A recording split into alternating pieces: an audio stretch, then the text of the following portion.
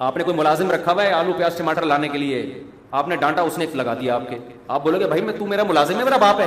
اب باپ بھی آلو پیاز ٹماٹر گیس بجلی کے بل سب کچھ پورا کر رہا ہے، بچہ اس کی ایک نہیں مان رہا۔ ہمارا لبرل طبقہ کہتا ہے باپ ہاتھ نہیں اٹھا سکتا، تو بچے کو پھر آپ خانسامہ لا کے دے دو، کوئی اچھا سا ملازم لا کے دے دو، یہ اس کے لیے زیادہ، یہ باپ نہیں ہے، یہ تو وہی حدیث ہے، تلد الامۃ ربتہا، نبی نے فرمایا قرب قیامت میں عورت اپنے مالک کو جنے گی، باپ اپنے باپ کو جنے گا۔ جو بچے پیدا ہو رہے ہیں یہ بچے نہیں پیدا ہو رہے، یہ آپ کے ابے پیدا ہو رہے ہیں، سمجھ رہے ہو؟ یہ کس کو پیدا کر رہے ہو آپ؟ اپنے باپوں کو پیدا کر رہے ہو، معذرت کے ساتھ۔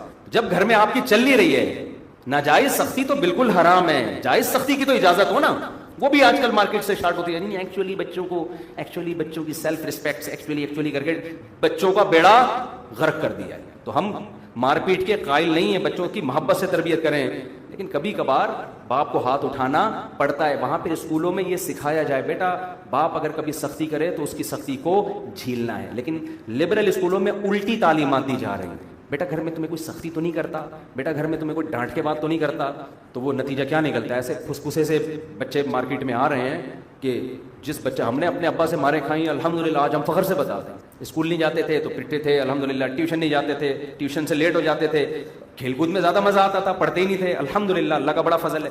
تو آپ کہہ سکتے ہیں نہیں پڑھنے پر فضل کی کیا بات؟ فضل اس لیے کہ پھر ابا سے پٹے ہیں نا، پٹنے کے بہت فائدے ہوئے، اگر تمیز سے اسکول چلے جاتے تو پٹتے نہیں، تو آج میں یہ واقعہ بیان کر رہا ہوتا، تو ہمارے ابا پھر کوٹتے تھے ہمیں۔ ایک دن کیا ہوا کہ ابا نے سوچا کہ روزانہ تنگ آ گیا ہوں، تو ایک دن باہر سے ہی ایک بڑا سا پائپ لے آئے تاکہ موقع پہ سہولت ہو، ورنہ کوئی درخت کی شاخ کاٹنے کے لیے باہر جانا پڑتا تھا ان کو، تو ابا نے ایک پائپ لا کے رکھ لیا، یہ آپ کی سہولت کے لیے، ٹھیک ہے، تاکہ جیسے ہی کوئی گڑبڑ ہو۔ ہاں یہ ضرور ہے کہ جب پیٹتے تھے تو بعد میں اس کی تلافی بھی کرتے تھے، چترول لگا دیے، کوڑ دیا ہم روئے، ہاں ہوئی، تھوڑا سا بغاوت کے جذبات بھی آئے، ابا نے کوڑ دیا، پھر بعد میں بٹھا کے محبت سے سمجھاتے بھی تھے، پھر پیسے بھی دے دیتے، چل بھائی جا کے یہ کھا لے وہ کھا لے۔ تو جب بھی بچوں پہ سختی کی جائے بعد میں اس کی تلافی ضروری ہے، ورنہ بچے میں بغاوت پیدا ہوتی ہے۔ تو وہ اینٹی بائیوٹک دے گے نا، پھر وہ ملٹی وٹامن کیپسول بھی دے دیتے تھے، اینٹی بائیوٹک سے جو اچھے والے جراثیم بھی مرے ہیں تو وہ پیدا ہو جائیں دوبارہ۔ تو یہ سارے آج میں آپ کے سامنے بیٹھا ہوں، اگر میں اپنے بھائی سے نہ پٹا ہوتا، میں اپنے باپ سے نہ پٹا ہوتا، خدا کی قسم آج ممبر پہ نہیں بیٹھا ہوتا، میں کہیں چرس پی رہا ہوتا بیٹھ کے، جو کہ آج کل لڑکے پی رہے۔ ہم سگریٹ بھی نہیں پیتے، کیوں؟ ڈر تھا اپنے بھائی کا، باپ کا، ورنہ لڑکوں نے ہمیں سگریٹ پہ بھی لگانے کی کوشش کی ہے اسکولوں میں پی رہے ہیں، ہمیں بھی دیے کہ یار لگا۔ بچوں کو تھوڑی عقل ہوتی ہے، ہمیں پتا تھا یار اگر منہ سے ذرا سی اسمیل آ گئی تو وہ جو ابا نے ہینٹر رکھا ہوا ہے نا، ابھی تو پائپ ہے، کل وہ لوہے کا بھی ہو سکتا ہے، ابا نہیں چھوڑے گا، صحیح ہے نا، کہ تیرے منہ سے سگریٹ کی بو کیوں آ رہی ہے؟ تو نماز پہ بھی پٹے الحمدللہ، اور آپ کی دعاؤں سے الحمدللہ اسکول نہ جانے پہ بھی پٹے ہیں، اس کی وجہ سے چلے جاتے تھے، تھوڑا بہت پڑھ لکھ لیے، تھوڑا بہت کیا ہو گیا، پڑھ لکھ لیے، تو ورنہ بالکل ہی فارغ ہوتے۔ تو پھر ٹیوشن میں الگ پٹے ہیں۔ ہماری جو میڈم ہمیں پڑھاتی تھیں، پچھلے صفحے کھول کے دیکھتی تھی ہوم ورک، ہماری الحمدللہ ہوم ورک کی عادت کرنے کی کبھی بھی الحمدللہ رہی نہیں۔ بھائی یہاں ورک کرنا اتنا مشکل ہو رہا ہے، ہوم میں بھی جا کے ورک کریں، کوئی انسان کرتے ہی نہیں تھے ہم ہوم ورک۔ تو الحمدللہ وہ جب دیکھتی تھی پڑا ایک تھپڑ وہ لگاتی تھی گریوی میں، لیکن منفی جذبات پیدا نہیں، کیونکہ ہر جگہ یہی سکھایا جا رہا تھا، بھائی بڑے ہیں، بھائی کون ہیں؟ بڑے ہیں، ٹیچر کے سامنے زبان نہیں چلاتے، ماں باپ کے سامنے زبان نہیں چلاتے، تو اس پٹنے کے پازیٹیو اثرات پڑ رہے تھے، نیگیٹو نہیں۔ تبھی آج میں مزے لے کے یہ قصے سنا رہا ہوں۔ اور اگر ہماری اسکولوں میں تربیت، ہمارے ٹیچر بھی یہی سمجھاتے تھے بھائی ماں باپ کا حق ہے، اور اگر ہمیں الٹا سکھایا جا رہا ہوتا ہے اسکولوں میں، بیٹا باپ نے تم پہ کبھی ہاتھ تو نہیں اٹھایا، تمہارے فادر تم نے مارا تو نہیں، ہم ایک دم پھٹ پھٹ کے رونے لگتے، کل ہی پٹا ہوں سر کل مجھے پائپ سے مارا ہے۔ اب ٹیچر یہ نہیں پوچھے گا کس بات پہ مارا ہے، چرسیوں کے ساتھ بیٹھا ہوا تو نہیں تھا، کہیں تو کیا کر رہا تھا، فلم تو نہیں دیکھنے گیا ہوا تھا، یہ نہیں پوچھیں گے۔ جو لبرل لوگ ہیں، بھائی تم تو پولیس میں بتاؤ تمہارا باپ تم پہ ہاتھ اٹھاتا، تمہاری تو سیلف ریسپیکٹ ہی نہیں ہے، تھانے میں رپورٹ کراؤ۔ اس سے کیا نتیجہ نکلتا؟ آہستہ آہستہ والدین کے خلاف، ٹیچروں کے خلاف بغاوت پیدا ہوتی۔ پھر ہم ایک دن چرس لے کر آتے اور گھر میں بیٹھ کے پیتے، کسی کے باپ میں طاقت ہے تو ہمیں روک کے دکھائے، سمجھ رہے ہو؟ ابا ابھی تو چرس ہے، آپ نے جتنا مجھے مارا ہے نا اس پہ ہیروئن بنتی ہے، بنتی کیا ہے؟ ہیروئن بنتی ہے۔ اور یہ ہوتا تو جو کہ ہو رہا ہے، جہاں نہیں ہوا فیوچر میں ہو جائے گا، ٹھیک ہے نا۔ تو میں نہیں کہتا بھائی سختی وقتی کریں، بچوں کی تربیت جو محبت سے ہوتی ہے وہ سختی سے نہیں ہوتی، لیکن بعض دفعہ سختی کرنی پڑتی ہے، تو وہ ماں باپ کا رائٹ ہے، بچے کو وہ برداشت کرنی پڑے گی. اللہ تعالیٰ سمجھنے کی عمل کی توفیق عطا فرمائے. مفتی صاحب نے کہا تھا کہ کوئی ٹائم دوں, یہ نمبر نوٹ کر لیں. جی اچھا فرمائیے. ہاں جی جی جی جی. انہوں نے 2 سوال پوچھے ہیں. ایک تو یہ کہ قرآن میں آتا ہے الخبیثات للخبیثین والطیبات للطیبین, کہ پاک عورتیں پاک مردوں کے لیے اور ناپاک مرد ناپاک عورتوں کے لیے. اسی طرح قرآن میں دوسرے مقام پر آتا ہے زانی لا ینکح الا زانیۃ والزانیۃ لا ینکحها الا زان او مشرک, کہ زانی عورت سے نکاح زانی مرد ہی کرتا ہے اور مشرک, اور زانی عورت سے زانی مرد سے نکاح بھی زانی عورت کرتی ہے. تو جب کہ ہم مشاہدہ دیکھ رہے ہیں اس کے خلاف ہے, بلکہ فرعون کی بیوی پاک دامن تھی اور فرعون 2 نمبر آدمی تھا. آج بھی اس کا مشاہدہ ہوتا ہے, ایک آدمی پاک دامن ہوتا ہے, بیوی 2 نمبر ہوتی ہے, عورت 1 نمبر ہوتی ہے, مرد 2 نمبر ہوتا ہے. تو یہ قرآن کی آیت میں تو گویا تضاد ہو گیا, واقعہ کے خلاف ہے. دیکھیں قرآن کی آیت کا یہ مفہوم ہوتا نا جو آپ بیان کر رہے ہیں کہ زانی مرد زانی عورت ہی سے نکاح کرتا ہے, یہ مطلب ہوتا جو آپ سمجھ رہے ہیں, تو سب سے پہلے صحابہ اس پر اعتراض کرتے ہیں جن کی لغت میں قرآن لازم ہوا, کیونکہ وہاں تو جو بھی اعتراض ہوتا تھا صحابہ فوراً پیش کر دیتے تھے. مشرکین اعتراض کر دیتے. ہمارے نبی نے جب اپنے منہ بولے بیٹے زید بن حارثہ کی مطلقہ سے نکاح کیا تو کتنا تماشا ہوا تھا اس وقت. مشرکین نے کہا اپنی بہو سے نکاح کر رہے ہیں, تو وہ بھی اعتراض کرتے کیونکہ اس زمانے میں بھی ایسا ہوا ہے. ہمارے پاس واقعات ہیں, صحابی کی زوجہ نے زنا کیا, ان کی وائف تھی وہ, تو پھر زنا کی حد بھی جاری ہوئی. تو وہ کہہ سکتے تھے ادھر تو قرآن کہہ رہے کہ زانی مرد زانی عورت سے نکاح کرتا ہے, ادھر تو پاک دامن بھی زانی سے کر رہے ہوتے ہیں, الٹا بھی ہو رہا ہوتا ہے اس کا. تو اس کا جواب یہ ہے کہ قرآن کی آیت کا مطلب یہ نہیں ہے کہ زانی مرد سے زانی عورت ہی نکاح کرے گی, کوئی اور کرنا چاہے گا تو ہوگا ہی نہیں, یا پاسبل ہی نہیں. قرآن کی آیت کا مطلب یہ ہے, پہلے میں اس کو مثال سے سمجھاتا ہوں.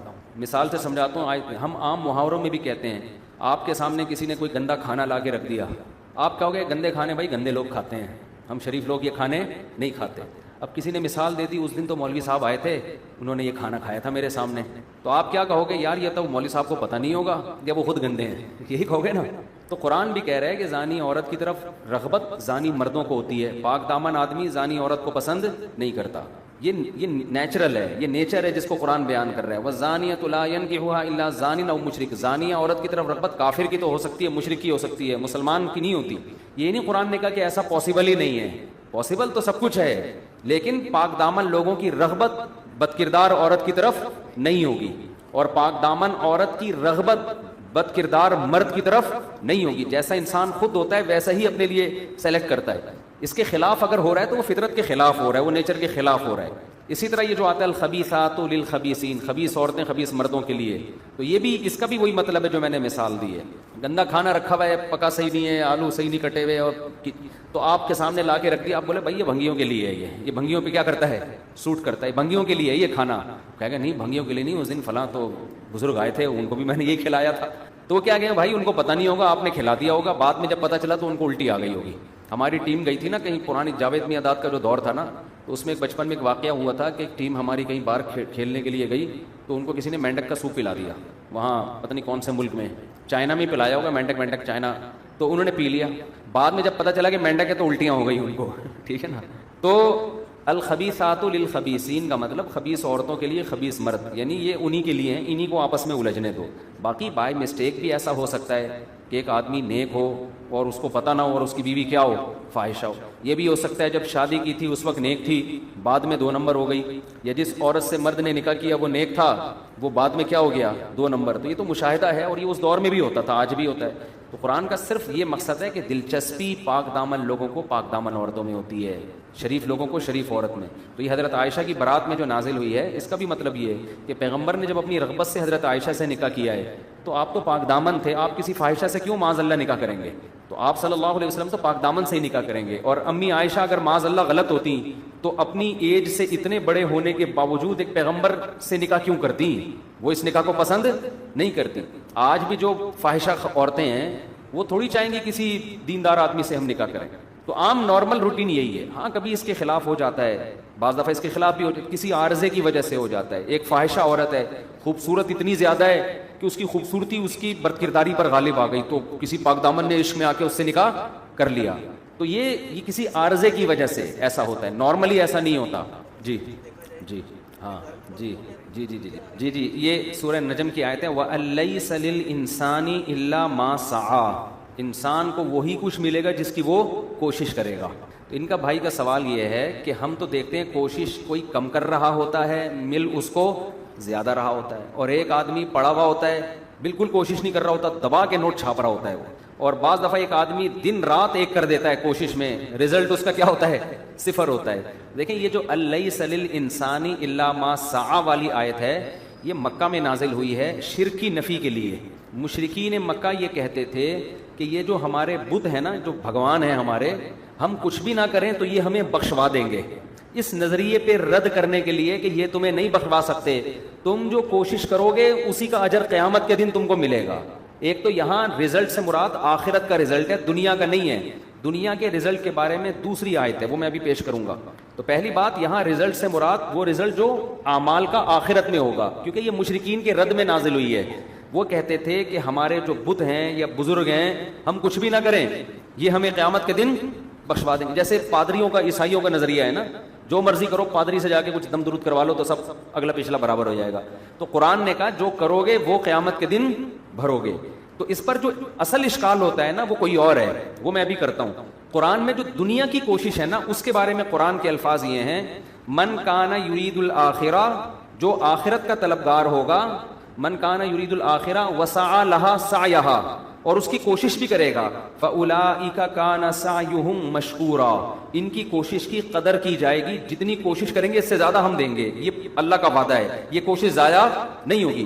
لیکن قرآن دنیا کے بارے میں کیا کہتا ہے؟ من کان یرید العاجلہ، جو اس جلدی کی زندگی کا ارادہ کرتا ہے، تو عجلنا لہ فیہا ما نشاء لمن نرید، تو جس کو ہم چاہیں گے اور جتنا چاہیں گے وہ دیں گے، یعنی وہ اس کی کوشش پر نہیں ہے۔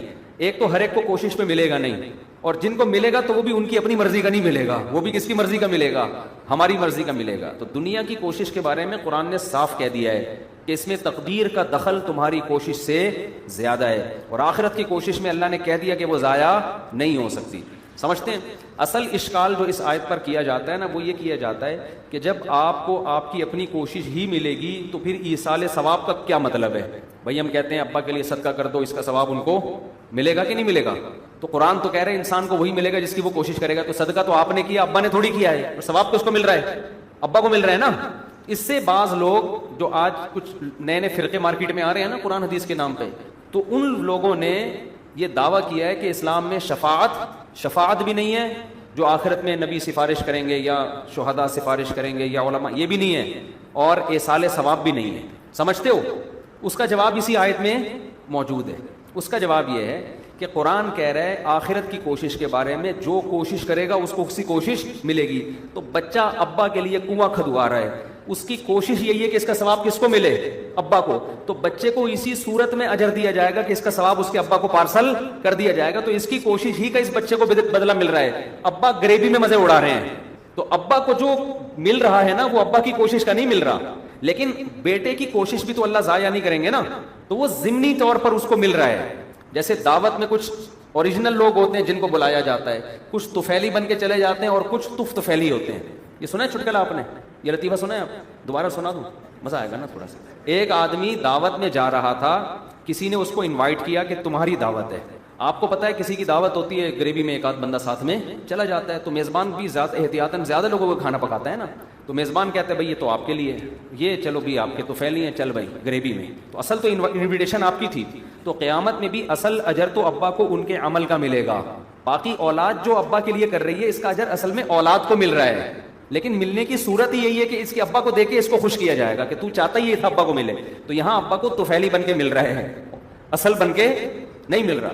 تو ایک آدمی دعوت پہ گیا، کسی نے کہا، درمیان میں کوئی بندہ مل گیا، کہاں جا رہے ہو؟ یار فلاں نے مجھے انوائٹ کیا، نہاری پکائی ہے، دعوت ہے میری۔ تو کہنا میں بھی چلتا ہوں۔ بھائی تجھے بلایا نہیں، کیسے لے جائیں؟ اس نے کہا میں طفیلی بھی ہوتے ہیں، چل بھائی ٹھیک ہے تو طفیلی بن جائیے گا۔ آگے ایک اور آدمی ملا، یار مجھے بھی لے جاؤ دعوت پہ۔ او بھائی یہ طفیلی ہو گیا، تو کیا ہے؟ کہہ رہے میں طفیلی کا بھی کیا ہوں؟ طفیلی، چل بھائی تو بھی آ جا ساتھ میں۔ ایک اور بندہ، یار مجھے بھی لے جاؤ۔ او بھائی میں تو اصل اوریجنل ہوں، اس کو میں بولوں گا یہ طفیلی، اور یہ طفیلی کا طفیلی، تجھے کس کھاتے میں ڈالوں گا؟ اس نے کہا تو فکر نہ کر، وہ مجھے پہلے سے جانتا ہے، چل بھائی۔ اب جب ایک کے 4 آدمی میزبان نے دیکھے نا دروازے پہ، میزبان نے پوچھا آپ؟ بھائی میں تو وسیم ہوں جس کو آپ نے بلایا تھا۔ میزبان کو غصہ آیا، یہ کون ہے؟ یہ طفیلی ہے۔ تھوڑا اور غصہ آیا، اچھا یہ کون ہے؟ اس نے کہا یہ طفطفیلی۔ چوتھے پہ بہت غصہ آ گیا، بولی یہ الو کا پٹھا کون ہے؟ تو اس نے کہا میں نے کہا نا تھا پہلے سے جانتا ہے مجھے، میں نے کہا تھا یہ مجھے پہلے سے یہ کہا اور اندر گھس گیا۔ تو کچھ چیزیں قریبیوں میں چل رہی ہوتی ہیں، تو ایصال ثواب کا اصل ثواب جو ثواب کہتے ہیں بدلے کو، اصل تو اس کو مل رہا ہے جس نے عمل کیا چونکہ کیا ہی ابا کے لیے۔ ایسے ہے جیسے میں نے آپ سے 1 لاکھ روپے لینے ہیں، میں آپ کے پاس آؤں، آپ نے فون کیا بھائی آپ کے 1 لاکھ روپے تیار ہیں آپ لے لیں، میں کہتا ہوں یار میری طرف سے فلاں ٹرسٹ میں جمع کرا دو۔ اب آپ کہہ رہے ہو یار میں صدقہ نہیں کر سکتا بھائی، یہ تو تمہارے پیسے تمہیں ہی دوں گا۔ تو میں کہہ رہا ہوں میرے پیسے مجھے چاہیے نہیں، فلاں عیدی سینٹر میں دے دینا، تو یہ مجھے ہی دینا ہوگا۔ تو جب ہم کوئی ابا اماں کے لیے ثواب بھیجتے ہیں تو ہم اللہ سے کہتے ہیں اللہ اس عمل کا ثواب مجھے نہیں چاہیے، کس کو چاہیے؟ یہ ابا کے لیے کر رہا ہوں۔ وہ اللہ کی رحمت ہے کہ آپ کو بھی غریبی میں دے دے گا وہ۔ تو باقی ساری غریبیاں چل رہی ہیں، اللہ کے ہاں غریبیاں بہت ہیں۔ دیکھو جو کنجوس ہوٹل والا ہوتا ہے نا وہ کبھی بھی غریبی نہیں دیتا۔ آپ نے 150 روپے جمع کرائے نہاری کے، ایک نہاری لا کے دے گا، آپ نے کھا لی، آپ بولو گے یار 2 آدمی بیٹھے ہیں ذرا جلدی غریبی لا دے، وہ کہے چلو یہاں سے۔ لیکن جو سخی ہوگا نا، تو ہم نے کنجوسوں کو دیکھا ہے ایسے ہوٹلوں میں 10 غریبیاں کھاتے ہوئے، 6 آدمی چلے گئے، ایک نہاری کی پلیٹ منگوائی، وہ ختم ہو گئی، لیا غریبی لیا، 1 غریبی 2 غریبی 3 غریبی 4 غریبی۔ ہوٹل والا بھی کہا چلو یار دیتے رہو، بھوک ان کم وقتوں کو نکالے گا کون یہاں سے؟ وہ بھی دل بڑا کیا اس نے۔ تو غریبی سسٹم جب دنیا میں چلتا ہے اور ہوٹل کا مالک سخاوت دکھاتا ہے تو اللہ کے تو دونوں ہاتھ یداہ مبسوطتان کھلے ہوئے ہیں۔ اللہ کہتا ہے تمہیں تمہاری کوشش کا بدلہ تو ملے گا۔ اب دوسرا تمہارے لیے کر رہا ہے تو غریبی میں اس کو بھی اور تمہیں بھی، تو وہ کرتے چلے جاؤ تو وہ اللہ اجر دیتا چلا جائے گا۔ اچھا بھائی اور تو کوئی سوال نہیں آپ کا؟ حضرت مفتی صاحب میں رکشہ ڈرائیور ہوں جو روز کی کمائی کرتا ہوں، اس میں سے 2.5% نکال لیتا ہوں زکوٰۃ کے طور پہ، اور یہ پیسے میں کس طرح خرچ کروں، کس کو دوں یا مسجد میں ڈال دوں؟ پہلے بات تو آپ پہ اتنی زکوٰۃ بنتی نہیں ہے، زکوٰۃ تو سال میں 1 دفعہ بنتی ہے، اس تاریخ کو جو پیسے خرچ نہ ہوں۔ لیکن اگر آپ روزانہ 2.5% نکال رہے ہیں تو بہت اچھی بات ہے، یہ تو بہت اجر کی بات ہے۔ زکوٰۃ کی نیت سے نکال رہے ہیں تو پھر زکوٰۃ کے مستحق کو دینا پڑے گا، مسجد کے ڈبے میں نہیں ڈال سکتے۔ کوئی بھی غریب ہو تو اس کو دے دیں، تو رکشے والے کو ہی دینا پڑے گا ٹھیک ہے، غریب تو رکشے والے ہی ہوتے ہیں۔ مفتی صاحب اگر دوسری شادی جائز ہے تو اللہ کے نبی نے حضرت علی کو کیوں دوسری شادی سے منع کیا تھا؟ اس کا جواب کلپ ریکارڈ کرا چکا ہوں کئی بار۔ ہر آدمی کے زبان پہ یہی اعتراض ہوتا ہے، یہ نہیں دیکھ رہے کہ اللہ کے نبی نے خود کتنی کی، حضرت ابو بکر نے 3 شادیاں کی، حضرت عمر نے ٹوٹل 7 شادیاں کی ہیں، ایک وقت میں 4 یا 3۔ حضرت علی نے حضرت فاطمہ کے انتقال کے بعد ایٹ اے ٹائم 4 بیویاں رکھی ہیں، حضرت فاطمہ کی زندگی میں آپ نے دوسری شادی نہیں کی۔ حضرت عثمان کی جب شہادت ہوئی ہے تو اس وقت بھی آپ کی 4 بیویاں موجود تھیں، چاروں طرف سے باغیوں نے گھیرا ہوا تھا، لیکن آپ کے نکاح میں اس وقت کتنی عورتیں تھیں؟ 4 عورتیں تھیں۔ حضرت علی کا دور خلافت آیا، حضرت فاطمہ کے انتقال کے بعد آپ نے ایٹ اے ٹائم 4 بیویاں رکھی ہیں۔ حضرت خالد ابن ولید، حضرت مغیرہ ابن شعبہ، ہم لوگ ہی ہیں جو میں کہتا ہوں کونے میں منہ دے کے رو۔ تو باقی نبی نے حضرت علی کو منع کیا، فرض کر لیتے ہیں کہ آپ نے پابندی لگائی حضرت علی پہ، تو جب سب کر رہے ہوں 2-4 لوگوں کو منع کر دیا جائے اس میں کوئی قباحت بولو نہیں ہے۔ ایک مثال دے رہا ہوں، فرض کر لو منع کیا ہے کہ بھائی پیغمبر کی بیٹی کی یہ فضیلت ہے کہ ان پہ سوکن نہ آئے، ٹھیک ہے، کوئی آدمی سمجھتا ہے میری بیٹی پیغمبر کی بیٹی ہے تو داماد کو روک لے۔ وہ ہم نارمل عورتوں کی بات کر رہے ہیں جن پر آپ سوکن لا رہے ہیں، وہ پیغمبر کی بیٹی نہیں ہے۔ جب معاشرے میں سب کر رہے تھے اور دوسری شادی کی حکمتیں حاصل ہو رہی ہیں، جو نہ کرنے کے نقصانات ہیں وہ نہیں ہو رہے، تو ایک آدھ پہ پابندی لگانا اس سے شریعت کا حکم فوت نہیں ہوتا، جبکہ حقیقت یہ ہے کہ نبی نے پابندی نہیں لگائی تھی۔ حدیث کے الفاظ ہیں کہ جب نبی نے حضرت علی کو نکاح سے روکا ہے تو حضرت علی ابو جہل کی بیٹی سے نکاح کر رہے تھے۔ آپ نے فرمایا لست احلل حراما ولا احرم حلاما ولا احرم حلالا، اللہ کی قسم میں نہ اللہ کے حلال کو حرام کر رہا ہوں نہ حرام کو حلال کر رہا ہوں۔ لیکن لا یجتمع بنت عدو اللہ و بنت رسول اللہ فی بیت واحد، لیکن اللہ کی قسم اللہ کے دشمن کی بیٹی اور نبی کی بیٹی ایک گھر میں جمع نہیں ہو سکتے۔ تو وہاں بھی نبی نے بتا دیا کہ میں اللہ کے حلال کو حرام نہیں کر رہا، جب اللہ نے اجازت دی تو سب کے لیے۔ باقی پھر حضرت علی نے نہیں کی حضرت فاطمہ کے احترام میں، باقی حضرت علی نے پھر حضرت فاطمہ کے انتقال کے بعد پھر کی ہیں، پھر فوراً 4 کی ہیں حضرت علی نے۔ اچھا بھائی، حالانکہ حضرت علی دنیا سے بے رغبتی میں مشہور تھے، دنیا سے بے رغبتی میں۔ آپ دیکھیں صحابہ کے دور میں جتنے بڑے صوفی صحابی ہوں گے نا جو مشہور تھے دنیا کی رغبت نہیں ہے، انہی نے شادیاں زیادہ کی ہیں۔ سب سے پہلی بات، ہمارے پیغمبر، دیکھو اللہ نے ہر پیغمبر کو الگ مزاج دیا ہوتا ہے۔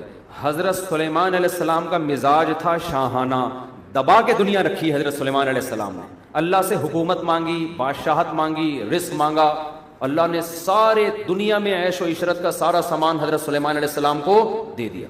ایسا تخت، ایسا تاج، ایسا خوبصورت تخت، محل ایسا خاندانی شاہی محل بنوایا کہ ملکہ سبا آئی ہے تو محل دیکھ کے پاگل ہو گئی کہ یہ کیسے بنا لیا انہوں نے اتنا خوبصورت محل. ایسے ہیرے جواہرات اس محل میں جڑے ہوئے، وہ فرش ایسا پیارا فرش تھا وہ سمجھی پانی ہے، تبھی تو کشفت انساقیہا، اپنے پائنچے اوپر کر لیے کہ پاؤں گیلا، وہ جو شلوار ہے یا جو بھی ازار ہے گیلا نہ ہو جائے. اتنا عالی شان. یہ بھی لائف اسٹائل تھا کس کا؟ حضرت سلیمان کا. یہ بھی جائز ہے. اگر اس لائف اسٹائل میں آپ اللہ کی نافرمانی نہیں کرتے تو آپ لگژری لائف گزاریں، شریعت میں پابندی نہیں ہے. حضرت عثمان کا لگژری لائف تھی، بڑا پیسہ تھا. حضرت ابو بکر کے پاس بہت پیسہ. ائمہ میں امام ابو حنیفہ بڑے دولت مند تھے. آپ کے سمندر میں تجارتی جہاز چلتے تھے، بہت پیسہ تھا امام ابو حنیفہ کے پاس. بہت سے محدثین گزرے، بڑا پیسہ تھا. تو پیسہ رکھنا اسلام میں برا عمل نہیں ہے، لیکن بعض لوگوں کا مزاج ہوتا ہے سادگی. تو حضرت سلیمان کا مزاج کیا تھا؟ حکومت، دولت. ہمارے نبی کا مزاج کیا تھا؟ ایک وقت کو روٹی چاہیے، دوسرے وقت میں کیا رہوں؟ فاقہ کروں. اتنی بے رغبتی دنیا سے، اتنی بے رغبتی. روزے بھی آپ 24 گھنٹے کے رکھتے تھے. ایک روایت میں آتا ہے دودھ اور شہد کسی نے ملا کے دیا نبی کو، آپ نے پینے سے انکار کر دیا کہ 2 مشروب اکٹھے، یعنی گویا یہ تو عیش کی بات ہو گئی نا، حالانکہ جائز ہے شہد دودھ میں ملا کے پینا. آپ نے نہیں. گھر کا حال جو آپ کا تھا، ایک کھجور کی چٹائی اور کھجور کی چھال پڑی ہوئی ہے. حضرت عمر دیکھ کے رو پڑے نا کہ آپ سید الانبیاء ہیں اور یہ گھر کا حال رکھا ہوا ہے آپ نے. کپڑے پیون زدہ، جو کی روٹی کھا رہے ہیں وہ بھی کبھی مل رہی ہے کبھی نہیں مل رہی. لیکن بیویاں آپ نے بھی، بولو، ایک وقت میں 9 بیویاں رکھی ہیں. یہ بتانے کے لیے کہ زیادہ شادیاں یہ دنیا سے بے رغبتی کے خلاف نہیں ہیں، یہ عیاشی نہیں ہے. سمجھتے ہو؟ صحابہ میں بھی آپ دیکھ لینا، جو صحابہ زیادہ دنیا سے بے رغبتی تھی ان کی بیویاں زیادہ تھیں، جن میں حضرت علی مشہور ہیں دنیا سے بے رغبتی میں. آپ تو اپنی داڑھی رات کو پکڑ کے نا قبر کو یاد کر کے روتے تھے. حضرت علی کے اشعار ہیں، رات کے وقت میں حضرت علی اٹھتے اپنی داڑھی پکڑ کے روتے تھے اللہ کے سامنے کہ موت قریب آ رہی ہے، قبر قریب آ رہی ہے، کیا تیاری ہے اس کے لیے. اور جب رشتہ آ رہا ہے شادی فوراً بولو کر رہے ہیں. تو صحابہ کے ذہن میں یہ بات بیٹھ چکی تھی کہ زیادہ شادیاں کرنا عیاشی نہیں ہے، ہمارے دین کی ریکوائرمنٹ ہے. اس سے معاشرے میں برائی ختم ہوگی. جو عورت پیدا ہو گئی ہے اس کو اگر آدمی نہیں ملے گا تو کیا معاشرے میں خیر پھیلے گی؟ مرد بھی زنا کرے گا، ایک بیوی اس کے لیے کافی نہیں ہو رہی ہے، وہ بھی آنکھ مٹک کے چلائے گا، وہ بھی سارا تقویٰ ایک طرف. وہ کیا کرے گا؟ رات کو بیٹھ کے روئے گا اللہ میں بہت نیک ہوں، صبح فلم دیکھنے جا رہا ہوگا. ٹھیک ہے. اعتکاف میں یہی تو ہو رہا ہے. اعتکاف میں لڑکے 27ویں رات کو روتے ہیں اور گلے مل مل کے رو رہے ہیں، ختم قرآن پہ رو رہے ہیں. 50% کا پروگرام ہوتا ہے عید پہ نئی فلم آئے گی دیکھنے جائیں گے. سمجھ رہے ہو؟ تو میرے بھائی جیسے بھوک کا علاج روٹی ہے، شہوت کا علاج کیا ہے؟ نکاح ہے. یہ باڈی کی ریکوائرمنٹ ہے. یہ بات ہم سمجھا رہے ہیں لوگوں کی کھوپڑی میں بیٹھنی. لوگ سمجھتے ہیں خانقاہ میں جاؤں گا، بزرگ سے اصلاحی تعلق قائم کروں گا تو میں نیک بن جاؤں گا. وہ بھائی تو جب بھوکا ہے تو تبلیغ میں نکلنے سے پیٹ بھر جائے گا تیرا؟ تو جب بھوکا ہے تو بزرگ سے تعلق سے پیٹ بھر جائے گا؟ یہ بھوک کا علاج تو روٹی ہے نا. جو باڈی کی ریکوائرمنٹ ہے اس کو پورا کرے گا تو پیٹ بھرے گا. تو خواہش نفس پیدا ہوئی ہے عورت کے لیے، عورت میں پیدا ہوئی ہے مرد کے لیے. تو دونوں کو لیگل طریقے سے ملا تو دونوں صحیح ہو جائیں گے، انسان کے بچے بن کے زندگی گزاریں گے. دونوں کو دور رکھو گے تو دونوں کا بیڑا غرق ہوگا، صحت کا بھی اور معاشرے کا بھی. تو اس لیے اسلام نے ترغیب دی بھائی زیادہ شادیاں کرو. آپ کہہ سکتے ہیں کہ اشکال ہوتا ہے کہ پھر تو ہر پاگل سے پاگل کر لے گا. جب اسلام تو سب کو ترغیب دے رہا ہے نا، تو سارے پاگل 4 کر کے عورتوں کا بیڑا غرق کر دیں گے. ہر آدمی تو اس بات کا لائق نہیں ہوتا نا کہ دوسری کرے تیسری کرے. بہت سے نے تو ایک کر کے ان کا بیڑا غرق کر دیا ہے. تو اس کا جواب یہ ہے کہ اسلام مرد کو تو کہہ رہے 4 کرو، عورت کو تھوڑی کہہ رہے کہ کسی کی دوسری بیوی بنو، تیسری بنو، چوتھی بنو. عورت کو کہہ رہے تمہیں سمجھ میں آ رہا ہے تو بنو ورنہ نہیں بنو. تم یک طرفہ کام ہوتا تو پھر اس میں اشکالات ہوتے. سامنے جو لڑکی کا باپ ہے وہ آپ کو پرکھے گا کہ تو اس قابل ہے کہ تو 2 بیویاں پال بھی سکتا ہے کہ نہیں سکتا، تیری آمدن کتنی ہے پہلے تو یہ بتا. کتنے لوگ آتے ہیں کہ یار ہمارا داماد دوسری کر رہا ہے، آمدن اتنی تھوڑی ہے، اس میں کمبخت ایک کو پاپے کھلا رہا ہے. ٹھیک ہے نا، تو دوسری کو کیا کھلائے گا؟ تو یہ دوسری کا باپ بھی تو پوچھے گا نا کہ ہم تجھے دوسری پہ اپنی بیٹی دے رہے ہیں، ہم آدھا میاں لے رہے ہیں، آدھا داماد ہوگا آدھا کسی اور کا ہوگا، تو آدھا داماد ہمیں مل رہا ہے تو ایک عیب ہے، تو اس کی تلافی کیسے کرے؟ لائف اسٹائل کیا ہوگا؟ تو وہ دے گا ہی نہیں. اب لوگ مجھے آ کے کہتے ہیں کہ لڑکی والوں سے کہیں کہ میں دوسری کرنا چاہتا ہوں تو وہ دوسری پہ مان جائیں. میں کہوں یہ آپ کے لیے تو ہے کہ 4 کرو، ان کے لیے نہیں ہے. ان کو آپ اچھے لگو گے تو وہ چوتھی پہ بھی دیں گے، نہیں لگو گے تو پہلی پہ بھی نہیں دیں گے. تو یہ یک طرفہ کام نہیں ہے. شریعت نے سب کو آزاد چھوڑ دیا ہے. بھائی لڑکی کا باپ اور لڑکی فیصلہ کرے گی کہ اس کی پہلی بننا ہے. بعض تو کہیں گے آپ کی پہلی بھی نہیں بننا، آپ اس قابل ہی نہیں ہو، آپ کے تو سر پہ بال ہی نہیں ہے. ایک مثال دے رہا ہوں، ایک صاحب آئے بالکل ٹنڈا ان کی، اور ٹوپی اتار کے میرے سامنے، ٹوپی بھی نہیں تھی، ایسے بالکل ایئرپورٹ بنا ہوا تھا. اب میری طبیعت میں تھوڑا مزاح ہے، اس میں بعض دفعہ اللہ معاف فرمائے زیادتی بھی کر دیتا ہوں میں. بار بار کہہ رہے ہیں کچھ رشتہ ہی نہیں دے رہا مجھے، بار بار نا رشتہ ہی نہیں دے رہا مفتی صاحب، کوئی وظیفہ بتا دو، کوئی دوسری کے لیے نہیں دے رہا. اب مجھے پھر جب زیادہ ہو گیا نا، میری مزاح کی رکھ پڑ گئی. میں نے کہا اس پہ ایک مل گئی ہے نا، اس ڈیزائن پہ جو آپ کا ڈیزائن ہے نا، میں نے کہا اس پہ ایک مل گئی، اللہ کا شکر ہے. اس ڈیزائن پہ کبھی دوسری نہیں ملے گی. اگر یہ ٹرینڈ ہے بھی تو چھپاؤ نا اس کو، کم از کم رشتہ لینے کے لیے جاؤ اس وقت تو چھپاؤ اس کو. تو میں نے کہا آپ کہہ رہے ہو کسی نے بندش لگا دی ہے، جادو کر دیا ہے، بڑے پیسے والے ہیں نا وہ، کہہ رہے ہیں میرے پاس پیسہ بھی ہے، میرے پاس گھر بھی ہے، رشتہ ینگ تھے بالکل. میں نے کہا اس ڈیزائن پہ میرے بھائی نہیں ملے گا آپ کو، ڈیزائن تھوڑا سا چینج کرنا پڑے گا. تو یہ لڑکی خود سوچے گی کہ اس میں قابلیت ہے بھی یا نہیں. یہ ایسے ہی ہے جیسے کمپنی کو ہم اجازت دے دیں بھائی جو امپلائی بھرتی کرنا چاہو کر لو، یا آپ کو میں کہتا ہوں جس کمپنی میں جاب کرنا چاہو کر لو. لوگ آ رہے ہیں یار تم نے سب کو اجازت دے دی، جس کمپنی میں جاب کرنا چاہیں کر لیں. ابے یہ تو کمپنیوں کا تو بیڑا خراب ہو جائے گا، یہ آدمی تو چرسی ہے، یہ تو ہیروئن چاہیے. یہ اگر کسی ملٹی نیشنل کمپنی میں چلا گیا اور ایڈمن بن گیا، اس کا تو بیڑا، کمپنی کا بیڑا غرق. آپ نے کہا جس کمپنی میں چاہو جاب کر لو. تو میں کہوں گا جب یہ جائے گا تو کمپنی بھی تو دیکھے گی ہمارے لائق ہے یا نہیں ہے. وہ خود چیک کرے گی. وہ سمجھے گی ایڈمن بنانے کے قابل ہے تو ایڈمنسٹریشن کی کرسی پہ بٹھا دے گی. وہ سمجھے گی تو چپڑاسی کے قابل ہے تو گیٹ پہ بٹھا دے گی. وہ سمجھے گی تو چپڑاسی کے قابل بھی نہیں ہے، کک آؤٹ کر دے گی، دفاؤ یہاں سے.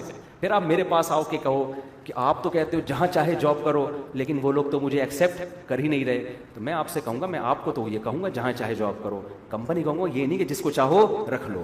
تو اسی طرح آپ 4 کریں، 3 کریں، 2 کریں، ترغیب نکلتے ہی شروع ہو جائیں. آپ ابھی بیان جیسے ختم ہوگا جائیں، اگلا لفٹ نہیں کرائے گا آپ کو اگلا کہے گا کیوں رکھے گا کہاں. دوسری کو گھر دینے کے لیے تیرے پاس کرایہ ہے، جو جس اسٹینڈرڈ کا ہوتا ہے پھر اس کا اسٹینڈرڈ اتنا ہی اونچا ہوتا ہے. تو اب تو ہو یہ رہا ہے کہ بہت سے لڑکی والے دینے کے لیے تیار ہیں، مرد تیار ہی نہیں ہو رہے. ان کو میں کہتا ہوں کہ یار تمہیں تو رشتہ بھی مل رہا ہے، تمہارے تو سر پہ بال بھی ہیں، صحیح ہے نا، تمہارے پاس گنجائش بھی ہے، تمہیں رشتہ بھی مل رہا ہے، پھر بھی نہیں کر رہے اور دلیل یہ دیتے ہو کہ میں عیاشی نہیں کرنا چاہتا. تو یہ غلط ہے. آپ اگر نہیں کرو گے تو اس کا بیڑا غرق ہو جائے گا. یہ ہے اس کا فلسفہ جو سمجھا رہے ہیں ہم، اور سمجھاتے رہیں گے موت تک انشاءاللہ. روز مہنگائی بڑھ رہی ہے، ظلم بڑھتا جا رہا ہے، ڈکیت مارتے چلے جا رہے ہیں. عوام شریعت کی روشنی میں کیا کرے؟ دھرنے دے جا کے، اس پہ بھی تو تحریک چلاؤ. آج کل عوام نے عوامی مسائل پہ تحریکیں چلانا چھوڑ دی ہیں. کنٹینر آتے ہیں تو ایک حکومت کو گرانے کے لیے، دوسری کو بڑھانے کے لیے. عوامی یورپ امریکہ میں عوامی مسائل پہ لوگ سڑکوں پہ نکلتے ہیں. وہاں یہ مہنگائی ہو نا، روڈ بند ایسی کی تیسی کر دیں گے. ہمارے ہاں ہمارے سیاسی لیڈروں نے ہمیں ہمارے مسائل سے ہٹا کے اپنے مسائل میں لگایا ہوا ہے. میں آ جاؤں مجھے ووٹ دو، اس کے لیے دھرنا ہوگا. وہ نہ آئے اس کو گرانا ہے، اس کے لیے کیا ہوگا؟ دھرنا. تو مذہبی لوگوں کو چاہیے دھرنے دیں، اسمبلیوں میں جو قانون خلاف شریعت ہیں ان کو چینج کروانے کے لیے احتجاج کریں. عوام کو چاہیے مہنگائی اور یہ ساری چیزوں کو کنٹرول کرنے کے لیے دھرنے دیں. تو دھرنے جب صحیح چیز پہ ہوں گے تو معاشرے میں تبدیلی آئے گی. دھرنے ہم دے رہے ہیں، فائدے سے ہمارے سیاسی لیڈر اٹھا رہے ہیں. اب دیکھو دھرنوں سے ماشاءاللہ ہمارے زرداری صاحب اتنے مضبوط ہو گئے، اللہ کا بڑا فضل ہے الحمدللہ. اللہ نے اور نواز دیا ان کو. خون پسینہ کس کا لگائے؟ ہمارا لگائے. فائدہ کون اٹھا رہے ہیں؟ زرداری صاحب اٹھا رہے ہیں ماشاءاللہ. تو یہ ہو رہا ہے. اس دھرنوں پہ آپ کو تہجد کا ثواب ملے گا. مفتی صاحب یہ ہو گیا میرے بھائی، میں ڈرائیور ہوں یہ بھی ہو گیا. اللہ تعالیٰ کی قدرت اور کبریائی پر مختصر وضاحت کریں، پھر اس پر پورا بیان کریں گے. اہل علماء کی کیا پہچان ہے؟ کیسے پتہ چلے گا کہ یہ اہل حق ہیں؟ کچھ دن بیٹھنے سے، سننے سے پتہ چلتا ہے کہ کون اہل حق ہے اور کون اہل باطل ہے. یہ کوئی لیبارٹری ٹیسٹ نہیں ہے یہاں سے گزارا فوراً آ گیا ابھی اہل اس کی جیب میں بم ہے تو بم کا تو پتہ چل جاتا ہے، اہل حق کا ایسا نہیں پتہ چلتا. سننا پڑتا ہے پراپر. اور جب کسی کا اہل حق ہونا ثابت ہو جائے تو پھر چھوٹی چھوٹی باتوں پہ بدگمان مت ہو. اہل حق ہونے کا مطلب یہ نہیں ہے کہ اس میں کوئی فالٹ ہو ہی نہیں سکتا. اگر آپ چھوٹی چھوٹی باتوں پہ بدگمان ہو گئے نا تو پھر دنیا میں کسی سے بھی کچھ بھی نہیں سیکھ سکتے. آپ کبھی بھی نہیں سیکھو گے. اہل حق علماء کی پہچان. مفتی صاحب بھائی کی بیوی کی بھائی سے طلاق ہو جائے، عدت پوری ہونے کے بعد بھائی نکاح کر سکتا ہے؟ بالکل کر سکتا ہے. اگر بھائی نے بیوی کو طلاق دے دی ہے تو بھابھی سے عدت کے بعد دیور نکاح کر سکتا ہے. مفتی صاحب میرا پورا خاندان، یار یہ فرقواریات، فرقوں کے نام لے کے مسئلے نہ پوچھا کرو. یہ فرقوں کے نام لے کے نا پھر کلپ بنے گا، پھر وہاں سے جواب آئے گا، پھر یہاں سے جواب، پھر وہ ایک نئی بحث میں لوگ لگ جاتے ہیں. جنرلی بات کیا کرو. قرآن چوما تو رکھ کر اللہ سے، قرآن ہاتھ پر پتہ نہیں کیا لکھا ہوا ہے، اللہ سے وعدہ کرے کہ گناہ نہیں کروں گا، جس کا عادی ہوں پھر وہی گناہ ہو جائے تو اس کا کیا کفارہ ہے؟ قسم کا کفارہ دینا پڑے گا. 10 غریبوں کو 2 ٹائم کا کھانا. اگر خود غریب ہے تو پھر 3 روزے. اور اگر بار بار کرے اور کرتا رہے تو اس سے امید کرے کہ اللہ غفور رحیم ہے. گناہ پہ یہ امیدیں رکھنا کہ اللہ غفور رحیم ہے، یہ شیطان کا دھوکہ ہے. گناہ سے توبہ کے وقت سوچیں غفور رحیم ہے، کرتے ہوئے نہ سوچیں۔ کرتے ہوئے قرآن کیا کہتا ہے؟ جو گناہ کمائے گا سیجزون، بہت جلد اس کو بدلہ ملے گا۔ ایسے موقع پہ سوچنا اللہ غفور رحیم ہے، یہ شیطان کا وسوسہ ہے۔